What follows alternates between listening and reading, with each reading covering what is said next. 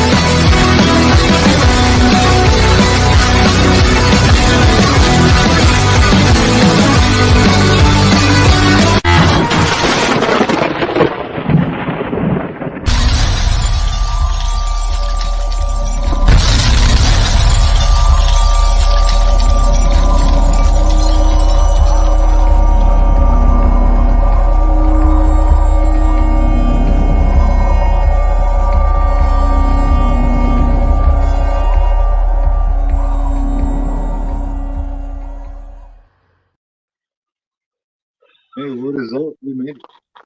Hey, how's it going, guys? Hey, what's up? We finally made it. Sorry, everybody, but we are here now. Yeah, we me and Stone run late at the same time, and was finished eating, and I drove to the store real quick. We're closed because it's Sunday, and I live in the middle ass town, and everything closes up early. Mhm. So Yeah.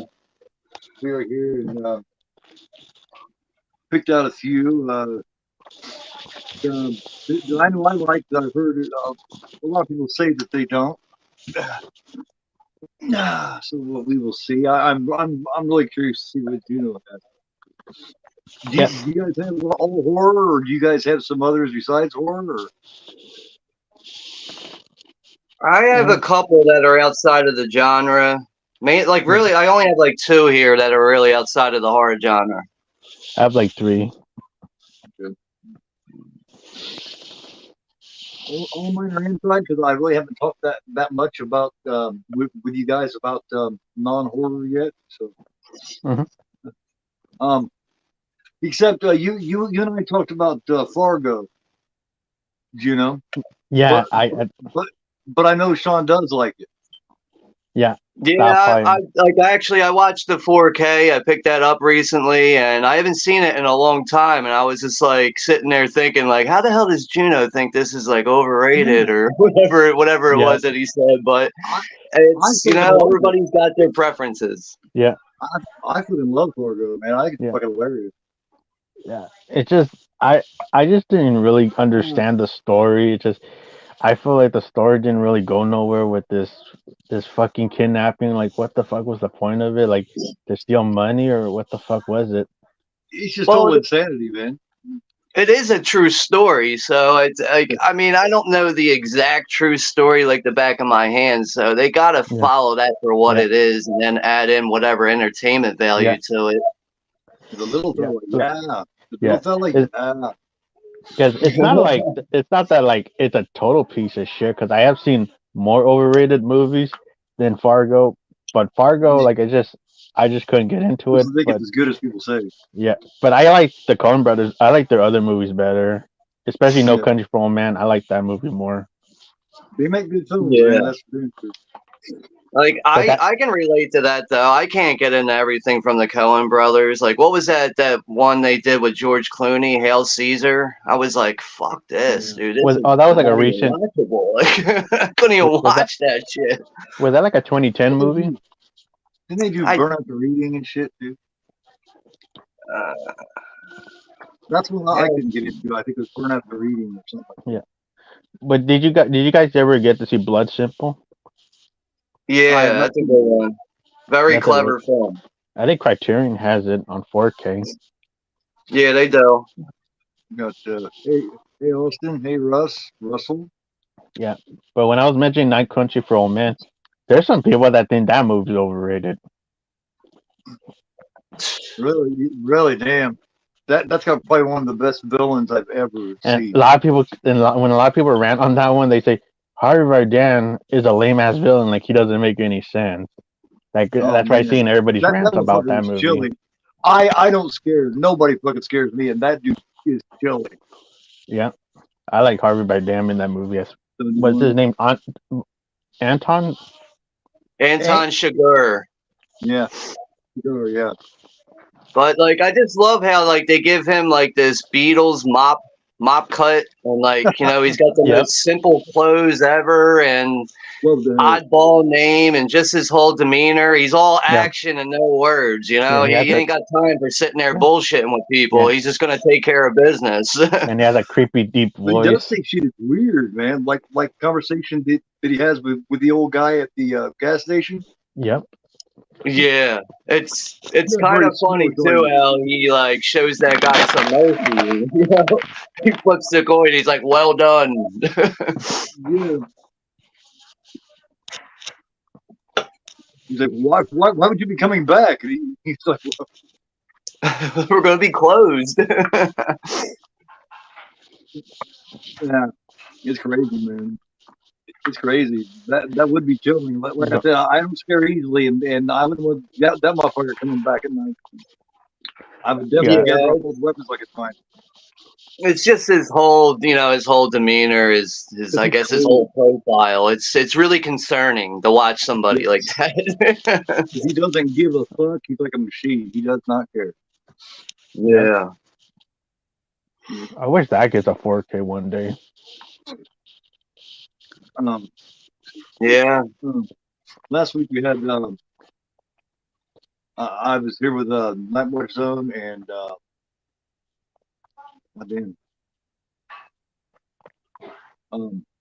Dave from Seven Zombie Reviews.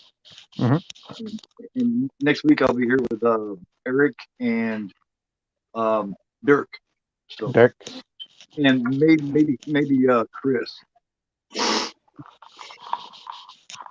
So, That's cool, man. I mean, hopefully it works out for you long term, Hopefully it turns into something.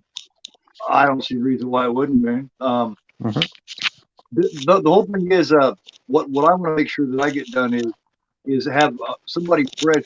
I mean, not somebody different every single time. But I just want to make sure I have fresh people every week. I want to have back-to-back same people always. Yeah. Yep. That way it stays fresh. You don't have people constantly pulling out the same shit. So is the topic going to be different every week, or is it the same thing? Well, I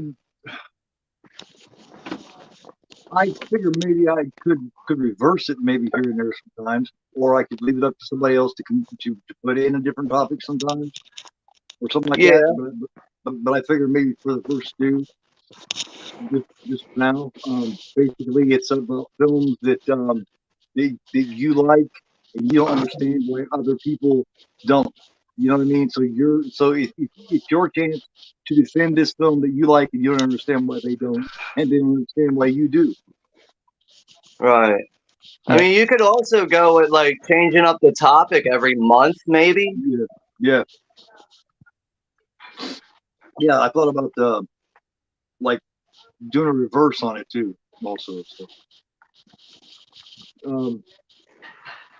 the only thing of it is there's only so many topics with that though. Right. It might be wise to just stick on that topic then, I guess. Yeah. Or I mean, switch it off here and there whenever something cool comes along. But I don't want it to be where I get used to trying to switch it off and then get stuck and not be able to. Yeah. And they get stuck and come in and be like, well, guys, I couldn't think of anything, so it's the same topic. That'd be fucking embarrassing. So, who wants to go first? Yeah. You can go ahead, Juno. We'll go in order there, I guess. You want us to just go all our honorable mentions, or just go one by one? when we take Well, turns. no, I mean, you don't even really need an honorable mention, man. Just to pull one out that you love, that you really like, Oh, all that right. you found that most other people don't. And then we'll let you know how Yeah. we feel about it. If we both Now, like it, then you can, all right. or we can All discuss right. it. I turned my list into top 10 now because now I have 10 movies for my honorable mentions. So my number 10 is the one that I think everybody hates in the series of Aliens is Alien 3 and Alien Resurrection. I really enjoy these movies. I think these are like the most goriest ones in the series, and but a lot of people shit on these movies. Yeah, Um, that's definitely true there. That's obvious. those are Yeah. probably my two least favorite. My Hmm. my my least favorite probably is the fourth one. Um, the Hmm. one positive is the swimming alien in part four. Yep. That part is pretty cool, but other than It's that, awesome. I hate the fact that she's fucking tall and that she's just badass at basketball and that she's just badass at all makes me fucking nauseous. Yep. I mean, she is like a hybrid. Like, I mean, it makes sense to me because, like, Right. she's been brought back. She's like this super hybrid. So for her to figure things out, she can figure things out in the snap of a finger. Yeah. Yeah. And number three, this one gets extremely hated. Like everybody compares this to like Last Jedi and Scream 5. No, I that's think. better than those. I mean, you can say what you want about Alien 3, but I think it's gotten better with age. Yeah, The like reason those people movies are don't like piece of it, shits. the reason people don't like it is because Newt and Hicks aren't in it. That's why Yeah. people have fun with it. Yeah, and of course I a mean, lot of I'm people over complain that, it. though. Like, I that whole like aspect, completely. like, I can relate to it, but I'm just, it's, what's the point in dwelling on it? It is what it is at this Yep. point. I'm over it. Right. Yeah, that's my number 10, Alien 3 and Alien Resurrection. Now, basically, what you would do, is now since I ripped on part four and told you what I Hmm. didn't like about it, you Yep. would come back and tell me why it is good. Oh, for me, okay, yes. What I like is because I think the look of the aliens look pretty good with practical effects on their outfits. They look pretty good in the special effects, and it does have some pretty bloody moments where I kind of like when movies get kind of gory and violent. It just like it kind of gives it like more of a danger aspect where they have to like kill all these aliens and stuff and go through all this stuff. It does have some really good actors. I do like Ron Perlman in it because he's a pretty good actor. Yeah. Sigourney But Weaver, doesn't he always play that role though? he's He kind of, is usually a villain in most movies. yeah, He's good at playing but villains, though. but he works with Guillermo del Toro a lot in playing like a good guy in those movies. He works with Guillermo del Toro. Yeah. Yeah, I Like would I know, actually always say plays that that Del Toro actually uses Perlman pretty well. Like, I mean, yeah, yeah, generally he will be the villain, but like I feel like Del Toro is like the only real director that knows how to use Perlman properly.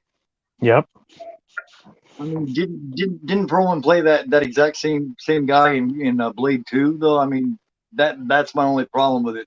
I don't mind Perlman, but he got like typecast into that. yeah. I always felt like he was better than that. You know what I mean? Yeah, because in Blade 2, they just made him like a straight up villain where he kind of has beef with Blade in the beginning of the movie Blade 2. Yeah. Like, Um. I One. actually I watched what was it? Enemy at the Gates. I watched that last week. I watched it. Haven't seen it in a long time, but in that movie, he's technically a good guy because he's fighting with the Russians or whatever, and but like he's just like his whole persona comes off as this guy that's just this super badass. He had his teeth knocked out at one point. He's got all these silver teeth in, like nothing can phase him. But he plays a good guy for once. Yep. Yeah, he was pretty good in Blade 2, Austin. But I mean, that's why I thought what I mean. He just I don't know. He just got stuck into that, and I just feel that I don't know. I just always felt like he was better than that. Um. Well, I mean, I will hand it to you. It does got some good gore in it. Yeah. Brad The Miller the plays a pretty decent role yeah. in it. But His role could have been a little bigger. the only part that I would say is a con about the movie was killing Michael Wincott like 30 minutes into the movie. I think that was the biggest mistake they did in the movie. Yeah, he's like the leader of all those scumbags, and Yeah. I feel like he's perfect in that movie. You know, he's got a real distinct voice and everything, and you know, you get some moments where he's talking with the general there and everything, and they're talking about their deal that they're doing with transporting the bodies for the aliens and everything, so they can feed on them. But I do agree with you there. But I just feel like the other villains are so good that it doesn't really bother me that he gets knocked off that fast, because it just kind of focuses on other ones. But at the same time, it's like I also kind of enjoy it because it's a bit different that the head villain gets knocked off. So I don't remember the first watch on it exactly, like the first time I watched Resurrection, like how I felt about it, but you should probably get the idea that this guy's probably going to be to the end of the movie, but no, he doesn't. He gets knocked off fairly quick. And of course, the movie does have a director's cut version, which I don't know what's the difference between like just the opening has a bug getting killed. That's it. Well, you also get the alien at the end, the mother alien giving birth to that fucked up creature. I get what's another alien, but they don't show that, and like that birthing scene is kind of graphic for a minute there. It's you kind of have to be like really paying attention to it though, because it can be pretty quick. And also with the third movie, I actually think this was the one where it has the because there's a special, they call it assembly cut. Is that what it is for like the special edition for Alien 3? I think you're right. I'm kind of fuzzy on that right now, but I do think you're right. But I was watching that cut, and this one was more violent, and it also had more F-bombs in it than the theatrical version. Yeah, I don't think the theatrical version really helps Alien 3 at all. Yeah, the special edition one, or assembly cut, whatever you call it, is the one to go to. I agree. 3 by far over the fourth one, man. I think the story is a lot better. I think the story on part 4 is really thin. And of course, you get the Alien 3 is directed by David Fincher, who will go on to do 7 and Fight Club. Yeah, it's his first feature film, but it's just a shame that he had the worst experience ever. Yeah, and it's a movie that he never talks about because he has that worst experience. Well, I mean, and like I said, from the moment people found out that Newt and Hicks were dead, they instantly shit on it. They were done with it at that moment, and that was kind of messed up. Yeah, people are kind of small-minded when it comes to that kind of thing. I mean, I understand why they were upset because they love the characters and all, but damn, it is what it is once it happens. Yeah. I know the first time I watched Alien 3, that was definitely a bummer to see. Because it's like, I mean, I think a lot of people really do like both of those characters. So you would expect them to show up and be a part of the film, really. And it's just like, damn, they got unfair deaths, really. Like, they didn't even get to really, they died in this fucking plane crash. Like, how easy is that to just write some characters out of a movie? That was some lazy shit, yeah. Because I know in the teaser, before the movie was getting made, the teasers, there was like a teaser out there where it was gonna go setting into Earth, which was like kind of like similar to the plot in Alien vs Predator Requiem, which I think that's when they were like still writing the movie or making it. Yeah. Like, I know if I were to rank these movies, it would be the most boring ranking ever because it would just go in order. Like, I like all the Alien films. I even like Covenant. I like them all equally. I mean, it's good that we're mentioning 3 and 4, Resurrection or whatever. Yeah. But those are probably my least favorite, but I still enjoy those films. Yeah. But yeah, like I do. Prometheus, man. I think Prometheus is damn. Yeah. It's just my least favorite Alien movie is Requiem. That movie's awful, and it's Yeah. also Well, dark you're talking too. like I can only Alien consider versus those Predator. horrible. Yeah, because these shitty filmmakers, they try to make it like, oh, it's supposed to be scary, but you can't even see anything in that movie. Not even the green slime or even blood and stuff at all. You can't even barely see anything in that movie. Yeah, something tells me like the 20th century, like I don't know for sure, but like when you watch those films, it just seems like they just didn't care to put real mindful effort into it. Like, because in the '90s we only got Predator 2, we got Alien 3, Alien Resurrection, until we got the AVP movie in 2004. Yeah.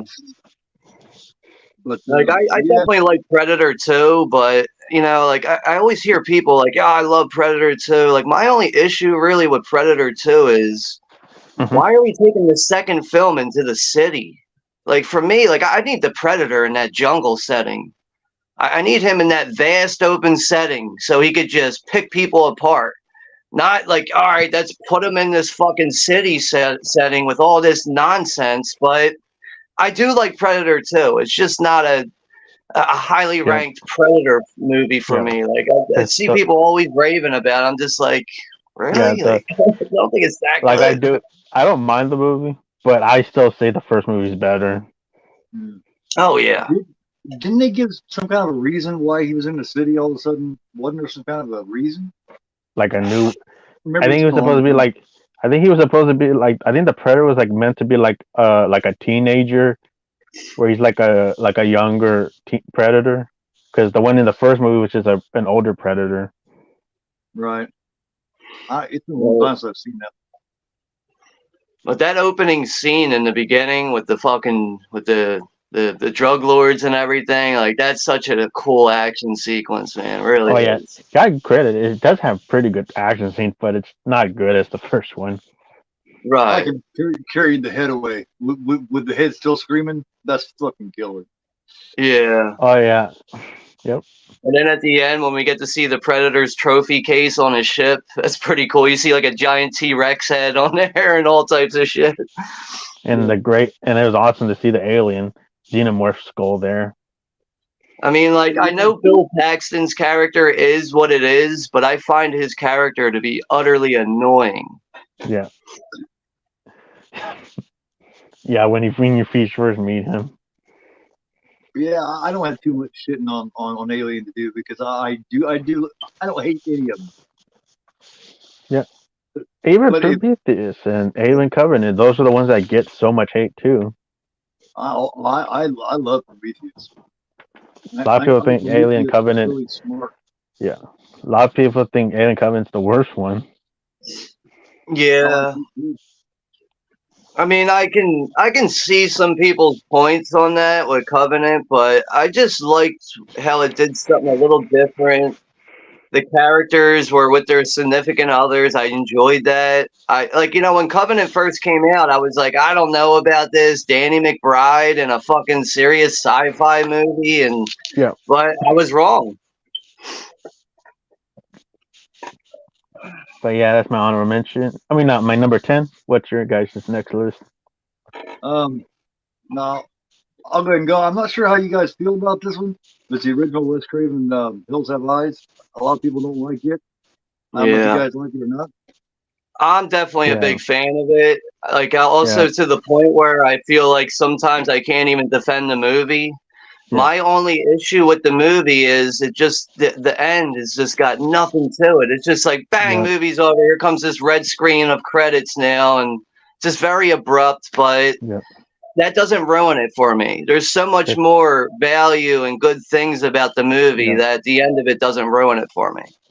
yeah. It's just the one movie that I actually like the remake more because I watched the remake first, and then when I got to see the original, I kind of like the remake more because I'm not a remake person, but that's probably like one of the Yeah, remakes that I actually like better than the original. yeah, they do have good remakes. Yeah, Part but the two is original, definitely yeah, but the original, it's not a bad movie or anything. Like I have like, it's not like terrible or anything. Like it's cool to see Michael Berryman in it when he's playing Pluto.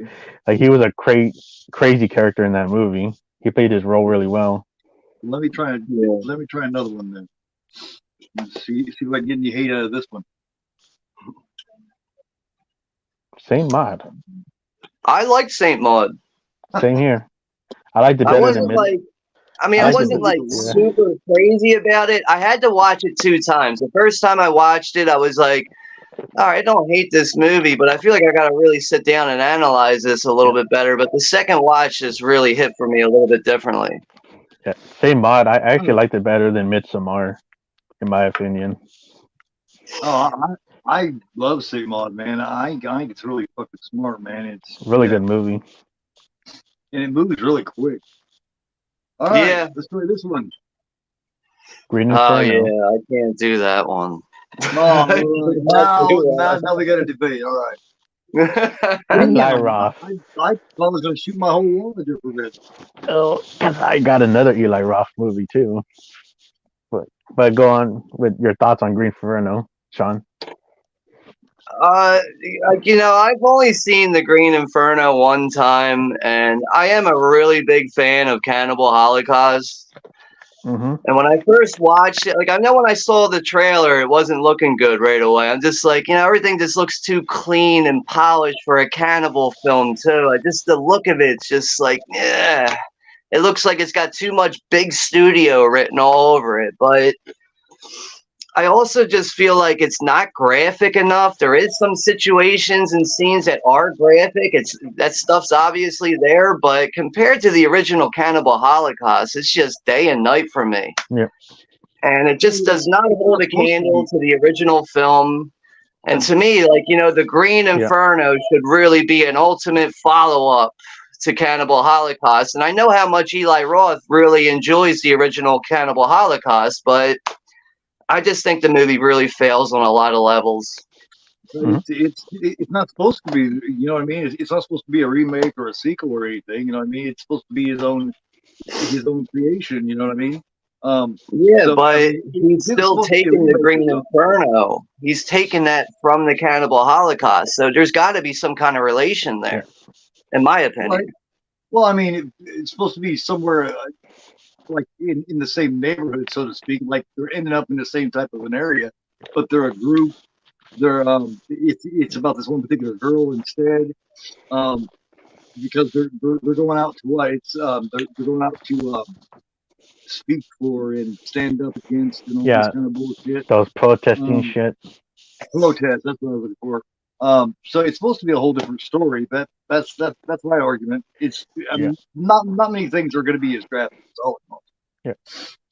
And of course, some of the characters are kind of generic. Like, I don't know. Like, it's because like sometimes some of these characters kind of come off as a bit scumbag, especially the guy that turns on them. But he does get his comeuppance at the end. Well, it is Eli Roth, you know.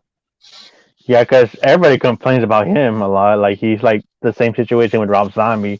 Nobody doesn't like Eli Roth. White trash. He loves white trash. Yeah, it's like Roth. Yep. He loves his white trash. I'm real conflicted with Eli Roth. Like, I mean, I still think his best movie is Cabin Fever.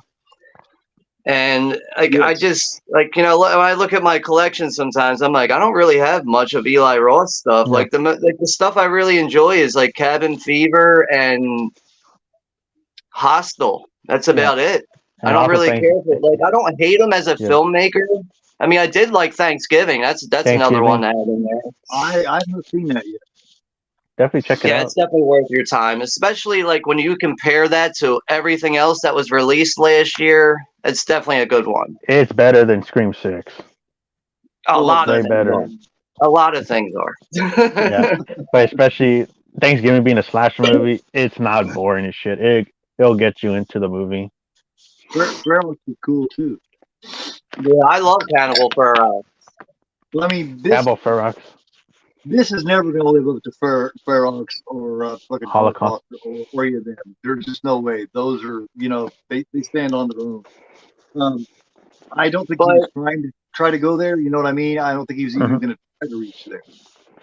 Yeah, but you know, like like you're not the only one I hear speaking highly of the Green Inferno, and I've only seen it the one time. So I Yeah. kind of do want to see it one more time to see if something about it hits differently for me. But when I saw it, I was just like, nah, nope. Like I want to turn this off. I got through it, but I wanted to turn it off at every corner that fucking movie turned on. Well, it'll never be a Holocaust for a Ferox. That's for damn sure. Yeah. Yeah, I just felt like they could have did something different with the look of that movie to where it could have been a little bit more related because it wasn't to Rutger. Cannibal. Yep. He was probably considering it was Eli Roth. He was probably disappointed because it wasn't rougher, because it wasn't dirtier. Now, Quite did too he clean get for him. Ritz Ortolano, or I think his name is, the guy who did the soundtrack? Did he do the soundtrack for Green Inferno? I don't know if you know that. Because I know he did the soundtrack for... He did the soundtrack on an Eli Roth film, and I'm drawing a blank on it right now.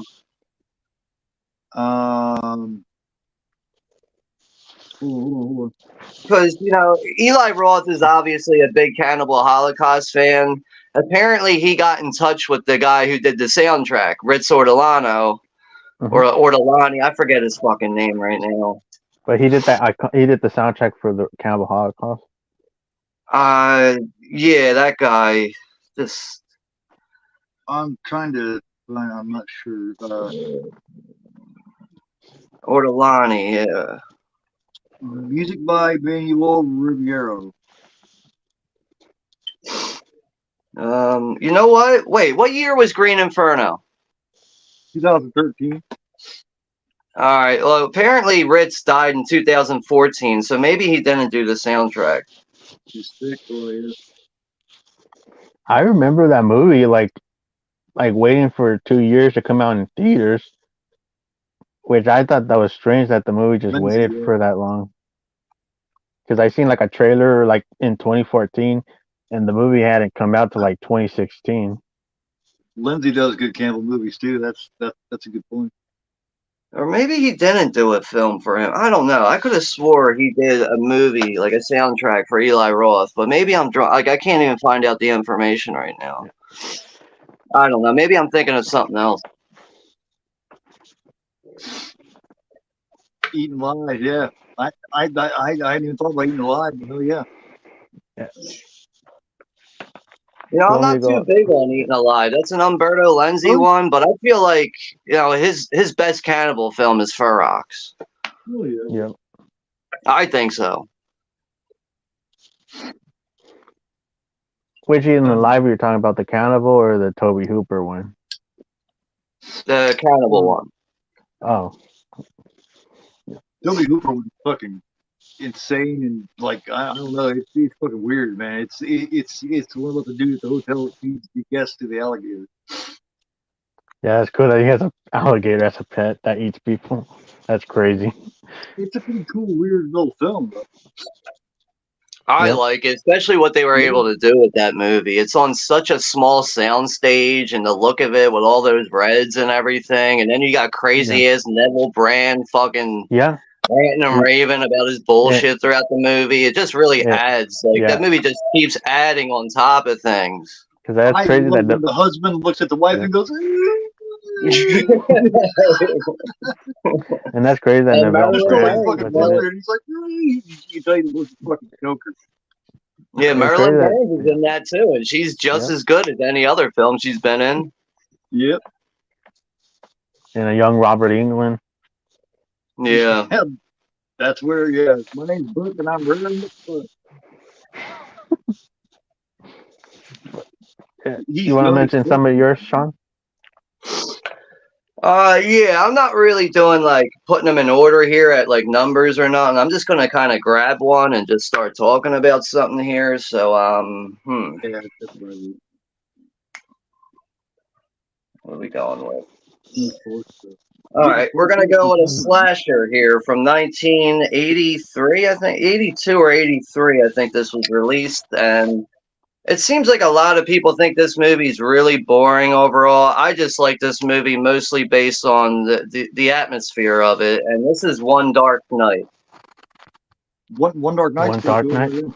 Yeah, I don't ever hear anybody speaking highly of this. It's to me, it's really hard to defend the movie too, because it's got its problems, that's for sure. And like, you know, once we finally get to the corpses and the mausoleum coming out, they're not like, you know, they're all like puppets and everything. It's not like there's people in makeup and they're moving around. I can understand that, but when who is it played by? Meg Tilly. Meg Tilly's like the main character in this. But once like we get to the scene when she's finally locked in that mausoleum, that's when I feel like the movie really takes off. Mm-hmm. Yeah, I don't mind it at all. I think Yeah, I haven't seen that. I never seen that one. I gotta check it out.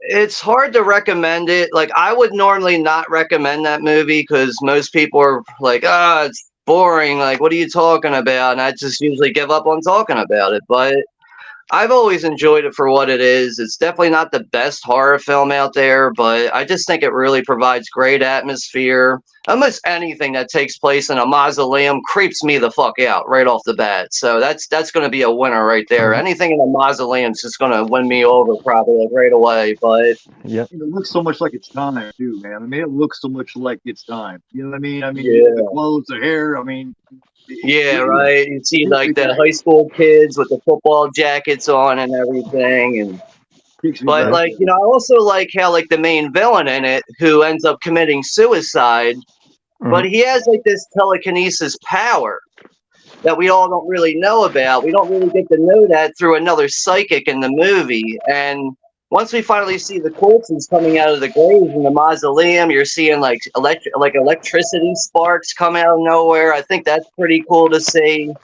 Yeah. Yep. But again, it's far from a great movie, but I just think it's pretty enjoyable, especially if anyone who's a fan of low budget horror films. Yeah, I'll definitely check it out. Was it One Night Dark? One Dark Night. One Dark Night. So I can write it Yeah. down. But it does have an alternate title, which I can't remember right now. I forget it does have an alternate title, but I know that's the American title there, One Dark Night. But Okay. fairly decent film. It's really hard to defend it. I just, you know, sometimes I just like, all right, whatever. I know I like it, so Yeah, I'll definitely check it out. it's hard to say if you would like it, Juno. But I Yeah. think for any horror fan, it's really worth at least a one-time watch. Yeah. So you maybe this might be on Look Movie. I don't know. One Dark Night, 1982. Hang on a minute, I'll see if I Because can find the name. And yeah, this was also directed by Tom McLaughlin, and Tom Berman did the effects in this movie. Tom McLaughlin, then he do Jason Lives, and sometimes they come back. Yeah. Or no, was it him? Yeah, he did part 6. Yeah, that's him. I think this is also like one of his first directing jobs too. Oh yeah. Okay. I think it is. Yeah, it's got Adam West in it too. Right. Yeah. When we go to my next one. Adam West. Yeah. Huh? You want to go? You want to just continue, Sean, or do you want me to go to my next one? No, that's like, I mean, I know you're not familiar with the movie, but it seems like Keith, you know, he's familiar with it. He's pretty much a fan of it, but I felt like it was a movie that kind of had to be mentioned because, like, I'm sitting there looking at it in my collection. I'm like, nobody likes this fucking movie. Yeah, I think I never. There's a lot of horror movies I have not even seen. Like I got this. I got to see. Was it Primal Rage? And I actually was surprised by that movie. Like that yeah, I could be mean, too, you know, we wouldn't even I have to think all of disagree. It could be just movies that people don't really like. We could just mention them and bring them to people's attention. Yeah. That I mean, could be I a think premise all too. of us, like all of us as horror fans, you know, we all like a lot of movies, and I would probably say that I know about a lot of movies, but no matter how much you feel like you know and how close to the ground you feel like your ear is with the underground, there's always more to dig for. There's always more out there. So once you feel like you've seen it all, there's always 10 more coming. That's just what I was saying earlier. Is just when I first joined up and shit and got a channel, I thought I was gonna come out here and I was gonna know more than everybody else because I knew so much. And then people start whipping shit out all over the place that I hadn't heard of, and I was like, damn. Yeah. And then I started whipping out shit that they hadn't heard of, and next thing you know, we're all learning shit from each other. Yeah, That's very true. but yeah, my I next was like, fuck. yeah, my next one or do you want to continue, Sean, with more? No, I'm good. We're Okay. done with One Dark Night. Right. Yeah, But my next one that was is I don't have the movie, but I picked Child's Play 3.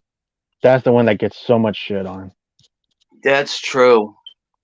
I don't Yeah. the understand. Academy, right? For me, I don't understand why this one gets shit on, but people give Seed of Chucky the pass. I I would prefer definitely three. ask that question.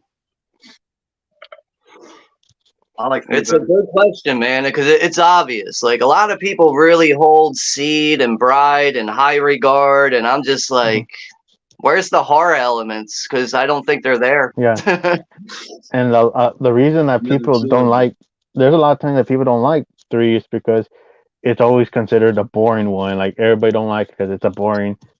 Every time I see this movie, I feel like the movie goes by quick. Like it's already going to be done soon. Like it's not. It's like the first movie. It has its horror elements and it goes by quick. Yeah. Now, And I know the first time I saw Child's Play 3, I was like, I don't know about this military thing, but with more watches over the years, like I feel like the sinister part of Chucky in that really yeah, makes up for any flaws in it. Like I feel like that's really simply the yep, best thing about Child's Play 3, but I also feel like, after Child's Play 3, Chucky's really not sinister anymore, and the other movies make part 3 look better, in my opinion. yeah. yeah, But yeah, he moves on and preys on a younger kid in part three. You know what I yep, mean? Yeah. He's smart enough to know that he can't because Andy's gotten too old, so he picks yeah, a younger kid. yeah. Yeah. I like how it first goes back to the CEO guy where he's a jackass in the second movie, but they bring him back to have Chucky kill him, and he goes on to the military school to find Andy, and then he stalks him, and he has to possess the kid to put his body into his. But he's all stopped by Andy, and everything goes crazy in the carnival. Which I thought that finale in the carnival funhouse was pretty awesome. Yeah. Definitely agree. What Yeah, you just touched upon, I highly agree with. yeah, and that especially like giving Chucky a new look, even though the doll looked like it needed to be worked because they were rushing the movie in. I thought it was cool when they cut his face and they made him a tooth face Chucky, where he has like Right. all this. You can see his gory face where it's all blood mixed with veins inside of his face. Like that was pretty awesome. Yeah, you can see all the tendons and everything, and Like I think that was cooler than the Stitch Chucky. Like that looked like that looked like the coolest Chucky right there.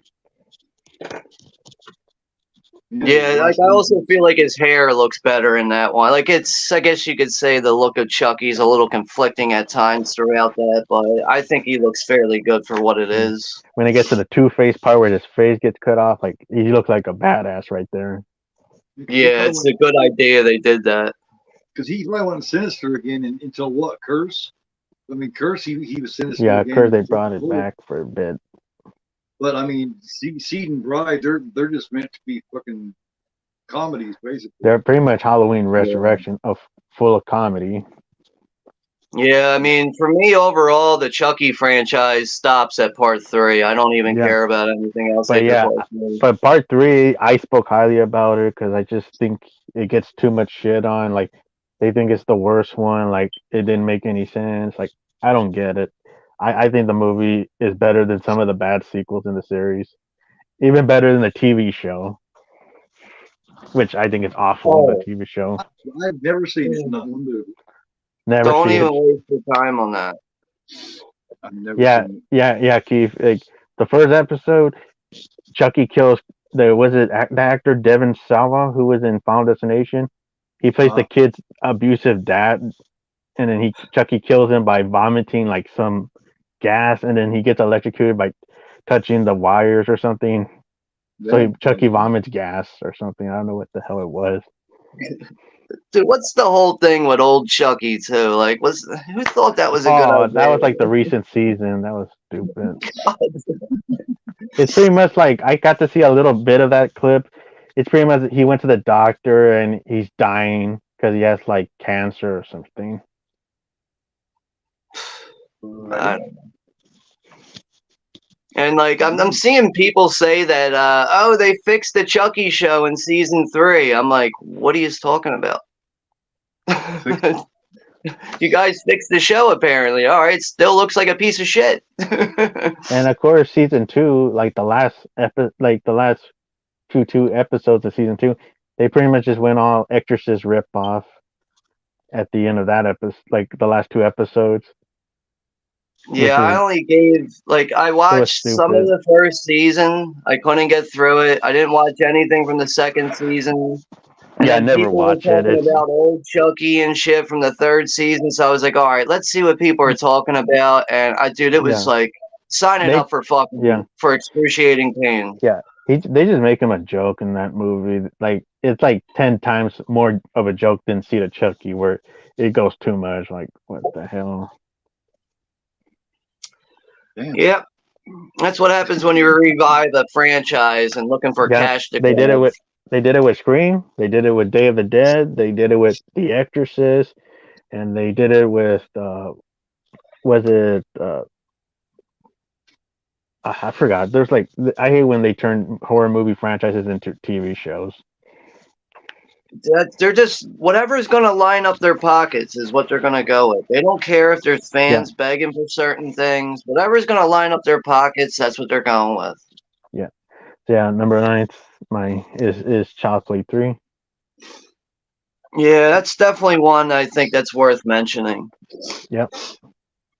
But I mean, I kind of stayed away from franchises for this just because a lot I'm not a real big sequel person. Usually by the 3rd or 4th film in a franchise, things just die out for me, but I just purposely stayed away from the obvious sequels from franchises for this. Yeah, because I'm in that same boat where I'm not a big remake person, and I kind of stay out the remake realm because I prefer the OG classics. Yeah, that's definitely part 3 is definitely worth mentioning, and I can't see how Seed and Bride and Curse are supposed to be better movies. It's just silly ass fucking nonsense. Yeah. And even the TV show sucks. Never see it. Just stay away from them shows. It's awful. I assume so. That's why I hadn't even fucked with it. They make Chucky a joke in that show. Like it's just you're just gonna roll your eyes seeing that show, like how they made him a joke throughout that show. I mean, I would just say if you're really interested to see it, give it a go. But I would not expect much at all, man. No, I hadn't. And there's not really likable characters to follow, which also makes it suck too. Yeah. I want to mention Shock from Lava. His last one. This I don't think gets the credit that it deserves. I think it's a lot better than what people act like. I think it's got a really nice creep factor. I think it's a hell of a lot better than what I mean, it's just never mentioned. When people mention Lava films, I mean, of course, he didn't get to finish it. But when people mention his films, they never mention this one. And this is one of my favorites. I mean, you got Dorian Nicolodi, you got the creepy little kid always saying "pig, pig." I just love Dorian Nicolodi. What are you guys' feelings on Shock? I'm like with Shock, I'm kind of half and half on it, but I have it on DVD in my collection. But it's been a very long time since I've seen it. And I think that's good that you bring that up because I've heard some other people talking about Shock recently, and people seem to be speaking fairly well, like fairly well things about it, really. But I just don't feel like it's a very strong film, really. But at the same time, it's been quite I'm kind of drawing a blank on some of the movie right now. I know it does have one of those jump scares in it where you see somebody real quick, they jump out of the frame and then they're right back in it again, which is pretty cool, but it seems like that movie just gets ripped off a lot, especially that scene. But I mean, at this point, with the fact that I'm not very familiar with Shock right now, I would say that I'm like 50-50 on the movie. I like it, but then again, I don't really care for it. But I'm glad you're mentioning it because I should probably give that a watch sometime soon because it's been quite a while. Yeah, I never seen Shock. I still got it. That's another one I got to check out. Yeah, I would say definitely give it a try, man. It's definitely got a good creep factor to it. I would at least give it that. Mm-hmm. And you do got Daria Nicolodi, which she's you know what I mean. Of course, you know who that is. And you got a weird little kid in it, man. Like I said, he yells just pigs. Yeah, I'll definitely get that to write down and I'll check it out. Like I have Shock in a triple feature Blue Underground DVD set with A Blade in the Dark and Macabre. This set right here. There's Shock. They don't make these anymore. Blue Underground used to make these triple feature midnight movie sets, but they don't make these anymore.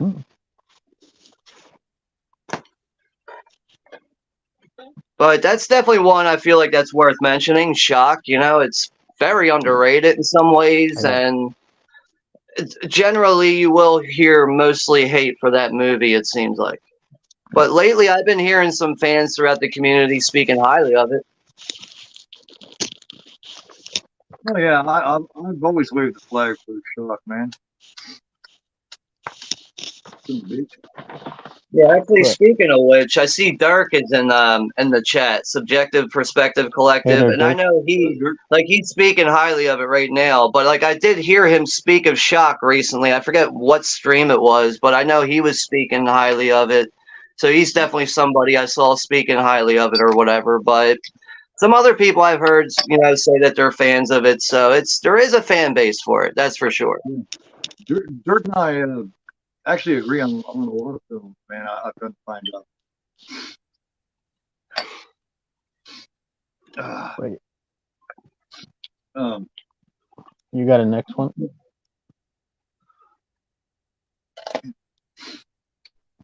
We're moving on? Oh, yeah. You're done, Chief? Okay. Yeah. All right. The next one I'm going to go with here. You could argue that this one is probably not a straightforward horror film. You could say that this is more of like a survival film in some ways, but this one did take a couple watches for me to really appreciate it for what it is. And this is the 1979 film Prophecy. The Prophecy with Christopher Walken? No, that's The Prophecy. This is the one with the killer bear.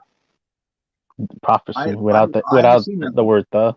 Never seen this before, but I mean, overall, it's like I hear a lot of hate for this movie, and it just seems like, I mean, I can kind of understand where people are coming from. It's like they want a straightforward horror movie with this, but it's really more than that. But this is like, I guess, a horror film / survival film in some ways. It's got some underrated actors in it. You got what's her name from Rocky's in this, Talia Shire.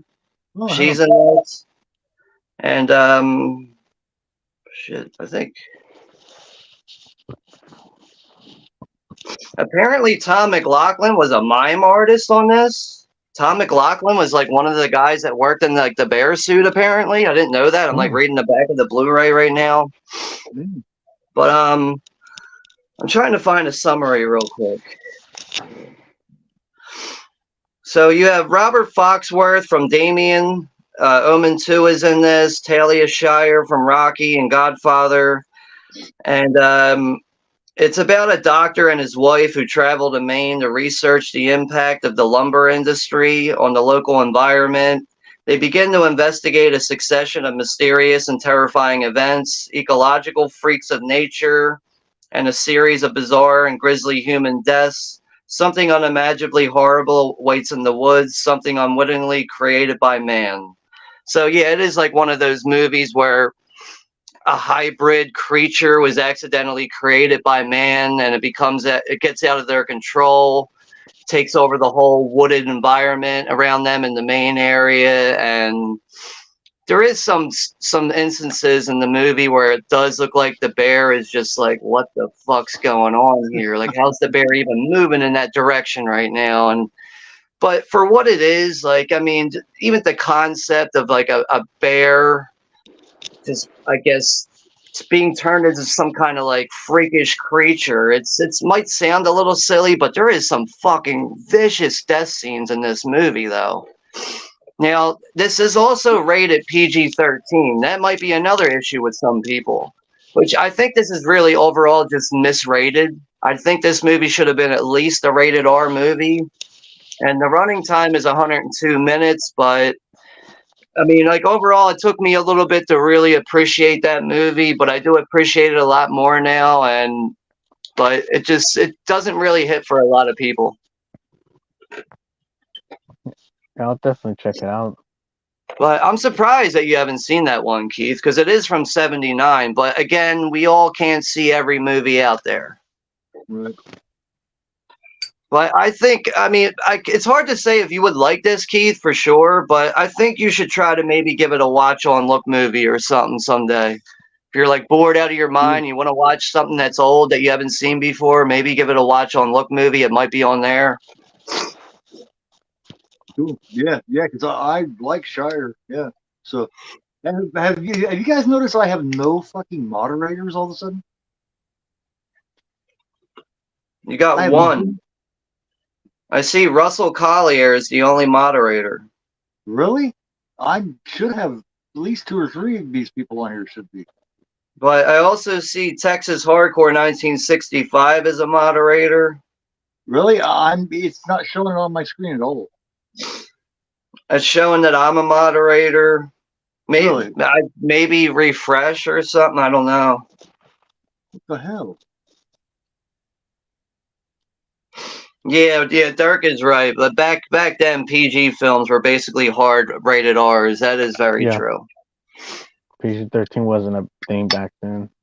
But I think on like today's standards, when like a general horror fan like us would go to watch something like this that we haven't seen before, and we see PG, we're probably gonna be like, "What? Like, I don't want to watch a PG horror movie." You know, like it's far from a PG movie. It really is.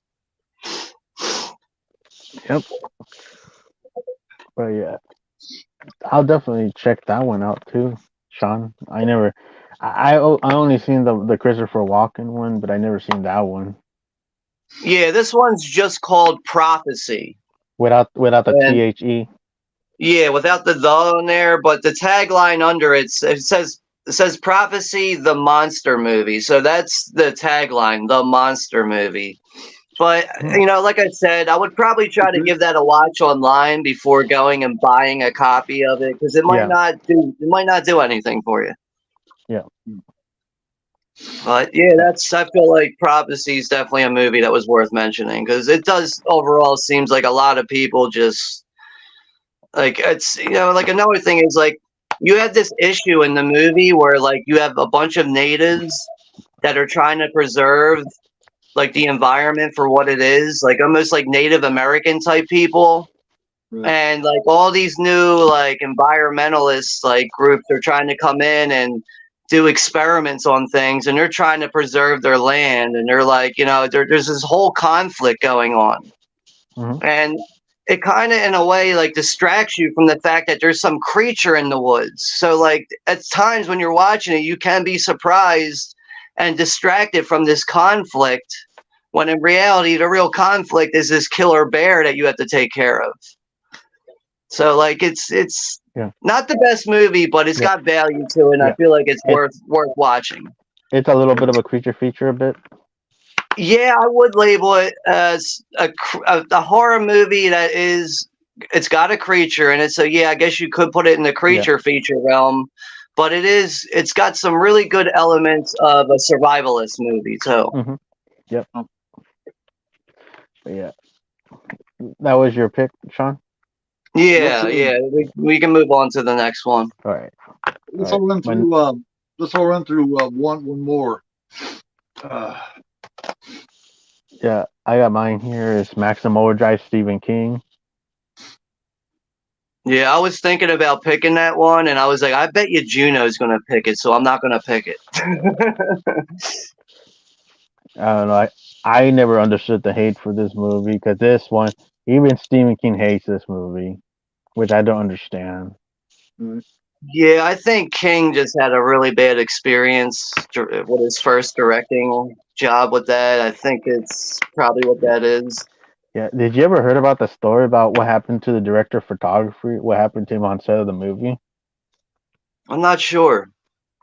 Well, you know the scene where was it the boy? He was getting chased by the lawnmower, and there's like a shot where you kind of see like a close up of the lawnmower hitting the camera lens.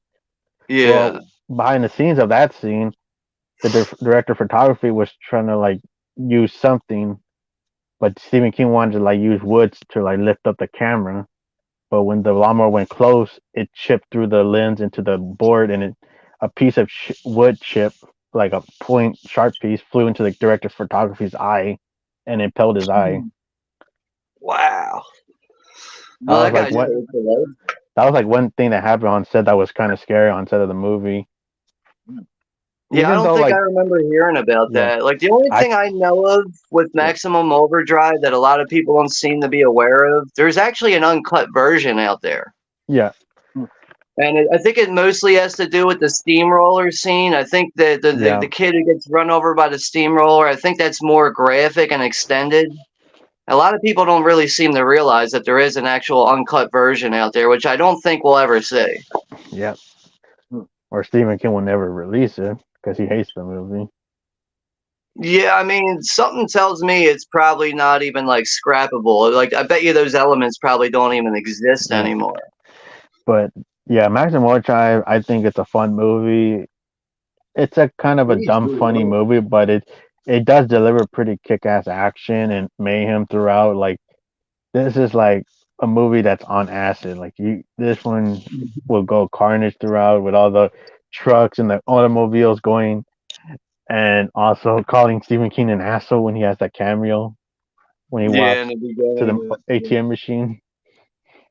Like, I mean, People I've love it. always been a fan of Maximum. I've always been a fan of it. I've seen a 35 millimeter print screening of it before.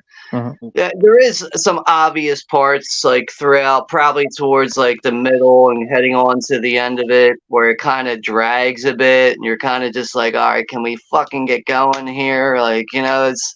But I still managed to have fun with Maximum Yeah, Overdrive for what it is. It's far from a great movie, yeah. but you know what? I think one of the best things about Maximum Overdrive is the soundtrack throughout it. The ACDC. soundtrack throughout it, the screams, 80s metal bands and stuff, like AC/DC that did the soundtrack and everything. I think it really Wait, helps the movie and the fact that you got all these powerful vehicles that's going around killing people. And it's just that soundtrack is really I one of the best things about I it. like that song "Who Made Who" when it opens the movie with the bridge and you got the Right. opening credit. That's a Yeah. badass song to open the movie. Yeah, like Yeah, I wouldn't say I'm a big AC/DC guy, but that movie makes me appreciate them as a band. Really Yeah, does. yeah, because like people love the it, movie now. You know what I mean? because not They didn't love it so much Yeah. then, but now they do. yeah, because I like how Yeah. bands are involved in music soundtracks. Like they did it with Queen. Queen did it with the Highlander movie. Right.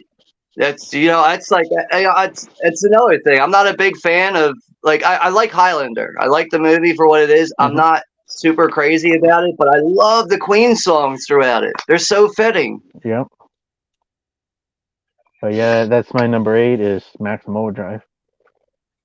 Yeah, that's definitely one. Like, I mean, I was gonna pick it, but I was like, I know somebody else is gonna pick it, so I'm just gonna leave it. Like, I Yeah, know because it someone's is a gonna movie mention that it. Stephen King hates. Like you know how he hates The Shining, Stanley Kubrick. He hates was it Sleepwalkers? But Maximum Yeah, Overdrive is the one that he hates the most, and it's the one that I he see both of directed. them. yeah. I guess he just had a rough time making that movie, and I know he was like high out of his mind on Yeah, cocaine, which a and lot of people love bringing that up. Like, and who fucking cares? Half of the the world has been high on cocaine. Who fucking cares? the Ultimate Word was on coke. Especially in the late 70s, early 80s. Yeah. The But whole yeah, time. like that's a pretty good movie. Number 8, Maximum Overdrive. I mean, I feel like Maximum Overdrive in some ways has aged pretty well, I guess you could say, Yeah. but it's got its flaws, that's for sure. Yeah. I enjoy it for what I it like the is. main villain, which is the Green Goblin truck, which is badass. Yeah. The toy truck, yeah. There's so many cool elements about the movie, but it just has some areas where it's like, Yeah. fuck. Like the female lead is kind of weak. You know what I mean? Yeah. Her acting, her character is weak. Yeah, That's there's the one certain thing lines. There's certain lines that could be delivered a little bit better from her, and it The- just like even the this reason like the why- line when they're talking about the gasoline, she's like, "I hope they choke on it." Like you sound like you Yeah. don't give a fuck right now. Yeah, the actress was interviewed for this movie, but she pretty much just kind of shit on the movie. Yeah. Because I was when I heard this movie was announced, I know they were gonna get people that were interviewed. They were gonna shit on this movie, Yeah, probably. and she was one of them. That actress that was the lead, she shit on the movie. You know, I'm kind of surprised it hasn't been remade already. Well, I've got one more left here tonight. This one I watched it very begrudgingly. I think at the time I was still with my ex-wife. I do believe. Seems like it. But anyway, somebody wanted to watch it, and I begrudgingly watched it because I thought it was a remake, and this thing already had like 6 fucking sequels. But once we watched it, it come to find out it had absolutely nothing to do with the franchise. I ended up liking this actually a lot more than what I thought I would. Oh man, Yeah, I couldn't get into it. I tried, I didn't man. like it either. I like the story, man, because it's nothing to do with the franchise, and I actually enjoyed it. I was surprised. Yeah. I actually bought the Blu-ray and did a Yeah. blind buy on it based on people, speaking about it. But I was like, I don't know. There was some cool things yeah. about it, like how the killers are all dressed up in like that hunting camo outfits with the deer horns. Like I like that element and aspect of the movie, but I just feel like it just didn't have a strong Yeah. enough story to keep me interested. Yeah. And also, like, the other complaint that I have with the movie is that I kind of hated that they got rid of the hillbilly mutant kind of cannibal from the first movie. Like, I don't know. I thought it was weak when it was just like, it was just regular people that were just the cannibals. Yeah, but that's where the movie kind of disconnects from the Wrong Turn franchise. That's where it disconnects right there. Because he obviously mentions it at the end of the movie. Oh, you're gonna watch Wrong Turn, Killer Cannibal movie. I forgot about that actually. But the other complaint I had with the movie, it's because it wasn't just another Wrong Turn. It wasn't Wrong Turn 7 or 8. You know what I mean? Well, that's like Wrong Turn. Wait, was it 6 or 7? I forgot how many they made, but that was a piece of crap. The Last Resort. Yeah, and I think that was the one that they got in trouble because they used like real missing people flyers in one shot of the movie. I don't know, man. Smart move. Yeah, they got in trouble for that, like using real missing people's flyers in that shitty movie. Yeah. I'm mostly familiar with the first 2 Wrong Turn movies I like the from the first 2. franchise. And I attempted to give the other ones a shot before, but I was like watching trailers and I was like, nah, I'm gonna give up. 3 had an interesting plot. Like the third movie had an interesting plot, but that movie just fell flat on its butt. Yeah. My stand just fucking fucked up. Yeah, you probably have to tighten it. You probably got to tighten something on your stand. That happens to me sometimes when I'm going through comments and pulling them down. Like the thing will start getting loose. I think it's broke. Actually. Yeah. So there I am. God damn. But yeah, and it was cool to see Matthew Modine because he was an actor I had not seen in a while. Yeah, that's right. He is in that. It's strange him playing a dad. But I kind of wish he was I wish he was like the main character of the movie. Like I didn't care for none of the characters, like the teenagers. I At felt bad all. for the girl that got stuck there to get impregnated by that guy to replace his woman or whatever. Oh, that's what happened. Well, that was what her story was about. Yeah, and then she ended up breaking free, and then the dude came back to get her, and then he came to her fucking house, and then she fucking killed him. Yeah, but like it's not like the worst one. Like Raz Resort, that's a piece of crap. Like that movie's awful. What is? Last Resort, the one I just mentioned, Oh have yeah, Wrong Turn 6.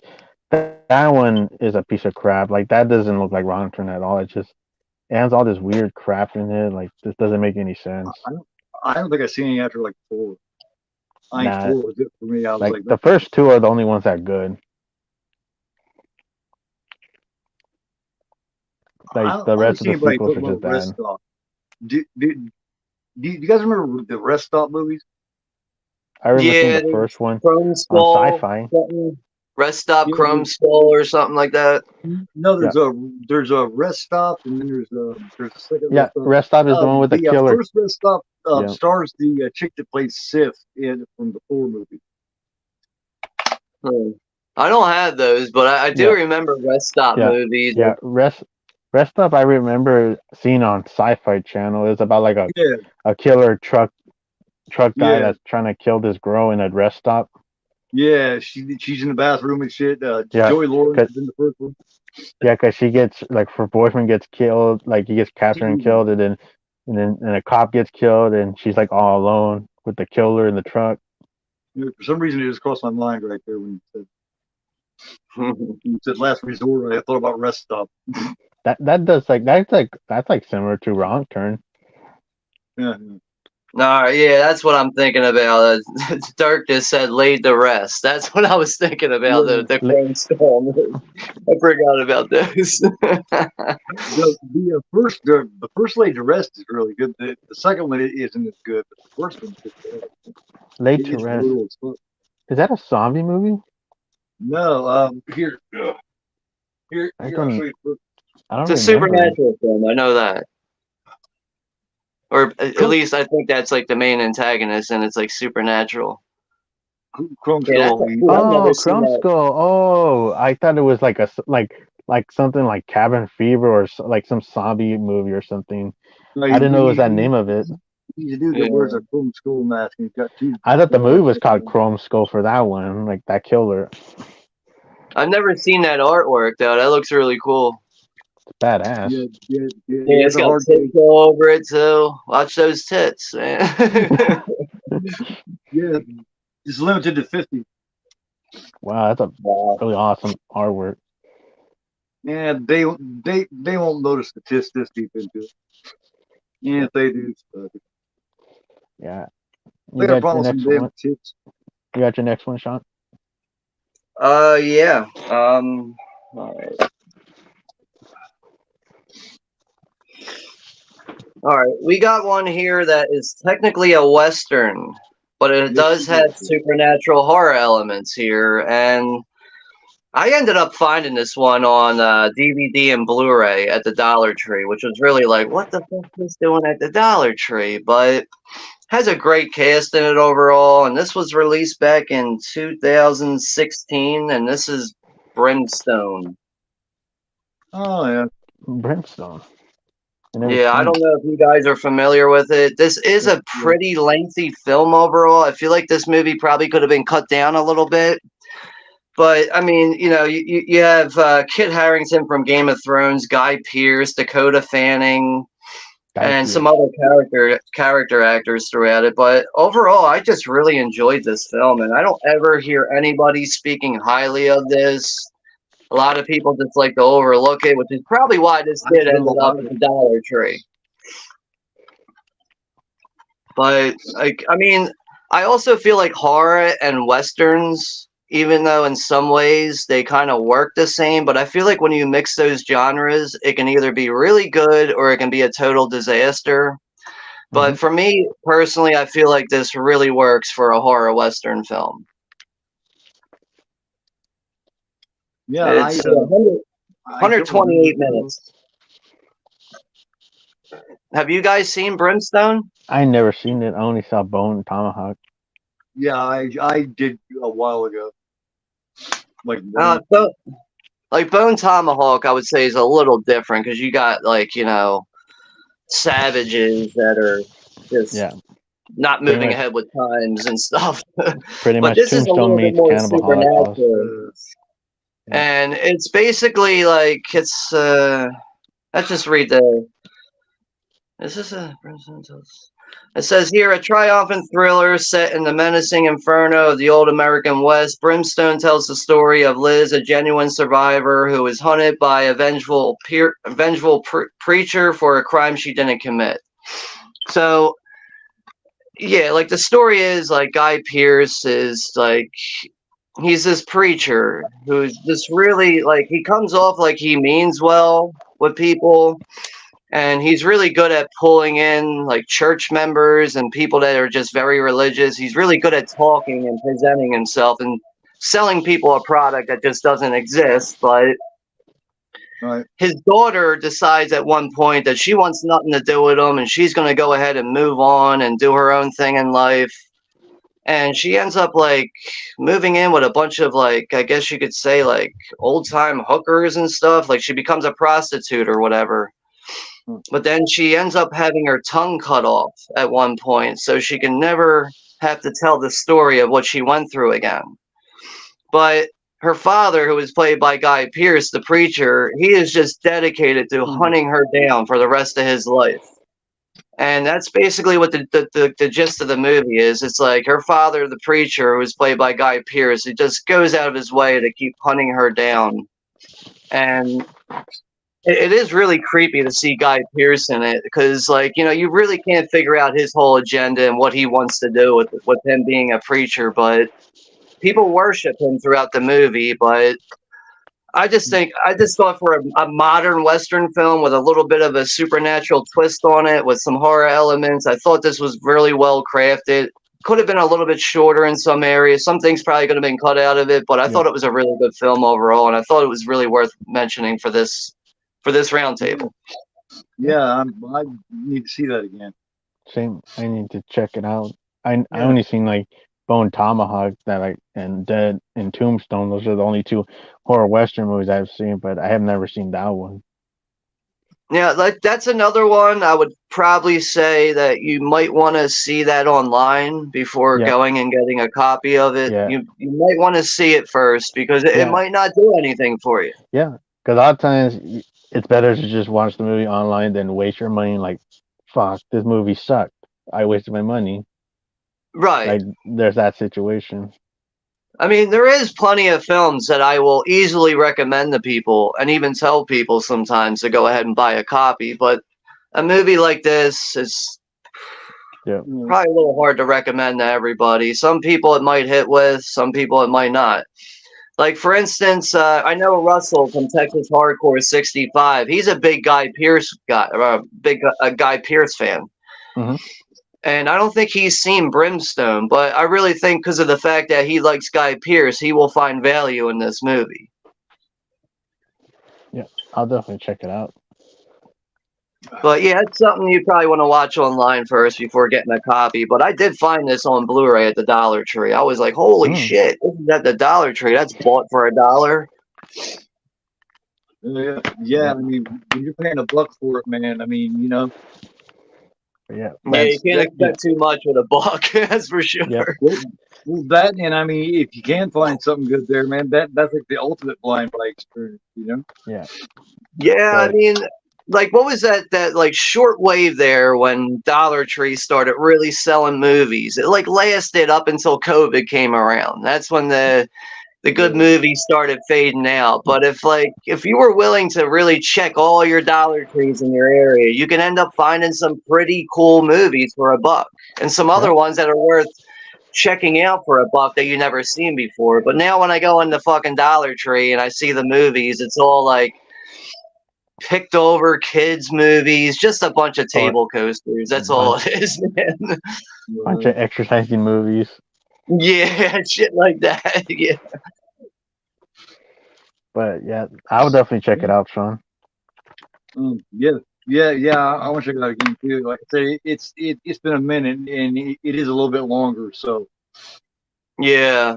I mean, like, I feel like the running time is probably what people probably have an issue with. Or, like, I know when I'm like, I've seen the movie 2 times. There's been a couple instances where I'm watching. I'm just like, we probably could have cut this scene down, or we probably could have just did without this scene. But I think it's got a really good payoff for what it is. It's it's technically labeled as a thriller, but it's clearly takes place in old time America with Western style living, and it's got horror elements.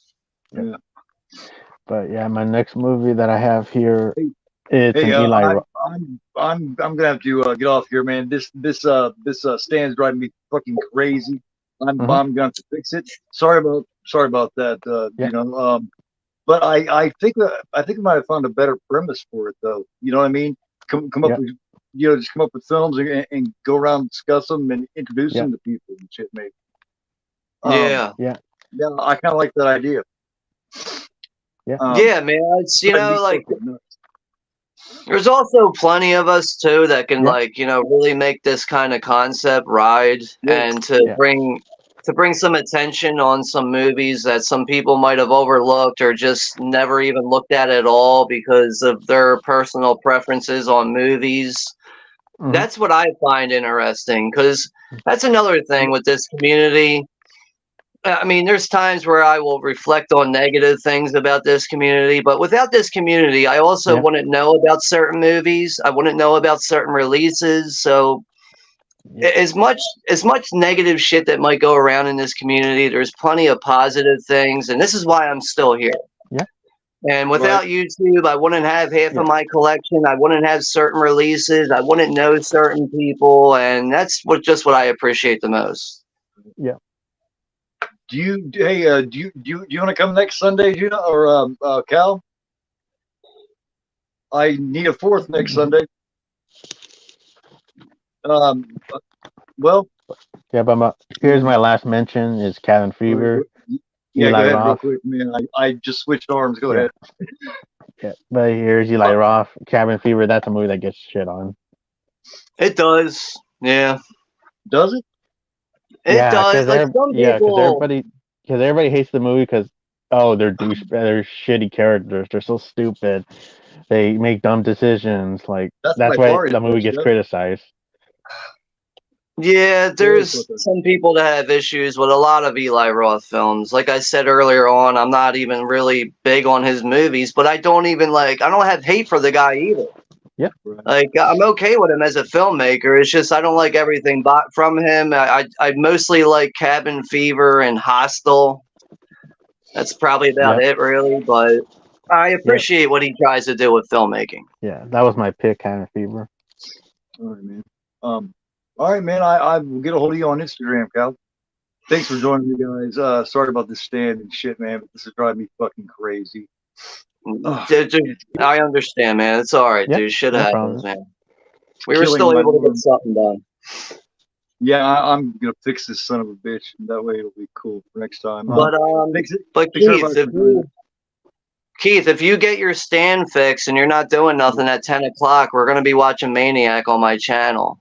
So if you have time and if you fix the stand, you want to hang out, you can come by and join us if you want. If not, it's not a big deal. It's all good. All right, I appreciate it. All right, take care. All right, take it easy, man. All right, see you, Sean. All right, take care, guys. See ya.